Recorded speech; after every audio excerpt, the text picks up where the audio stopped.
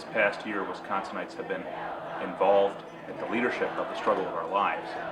I think what's happened this past year is that sectors of corporate capital, certain reactionary forces out there have recognized that Wisconsin plays an important role in the larger national movement, and they've decided to go after the progressive movement in Wisconsin.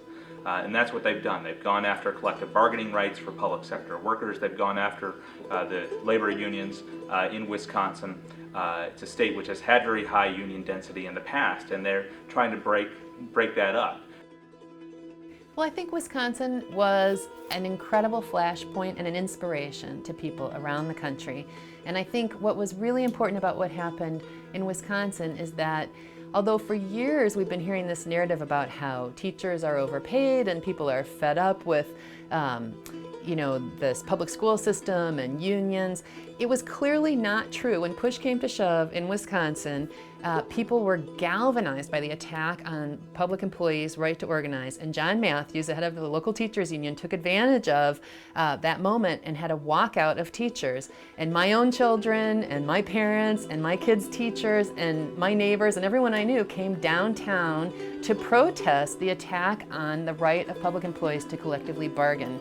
And that marked a real turnaround. It was the first real pushback that people saw to this narrative that's kind of taken hold, that we need to privatize schools, we need to have more voucher schools and charter schools, that teachers just stand in the way of reform. In fact, people love their teachers, they're committed to their community school, and they came out to defend that, and that was huge.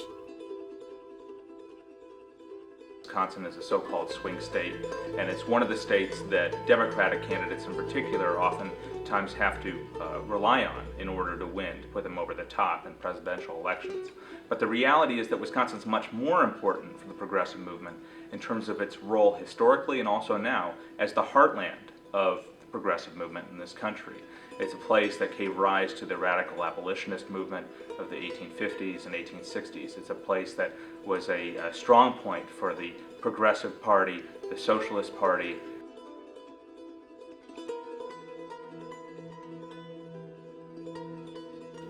I think Wisconsin is so inspiring because it really is the reanimation of the labor movement. And I think the message to the next generation is, there were decades of really hard fighting to get where we are today, to have the weekend, to have an end to child labor, to have an 8-hour day, to have just the idea of a middle class with decent benefits and a decent life.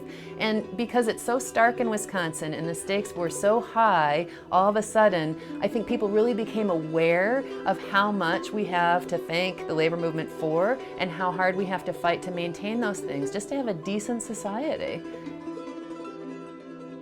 We won a number of important victories this past year, and I think what's very promising is that the organized right took on Wisconsinites. They took on the Wisconsin progressive tradition. They tried to drive a stake through our hearts, so to speak. I think that's how they see us. But we proved to be a different kind of animal altogether.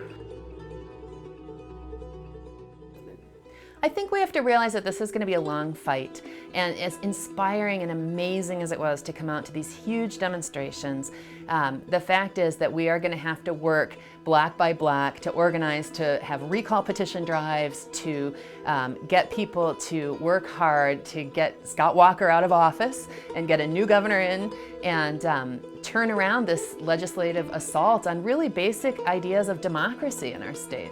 And that's happening. We're making incremental progress, but it's going to take a little time and a little patience and a lot of hard work.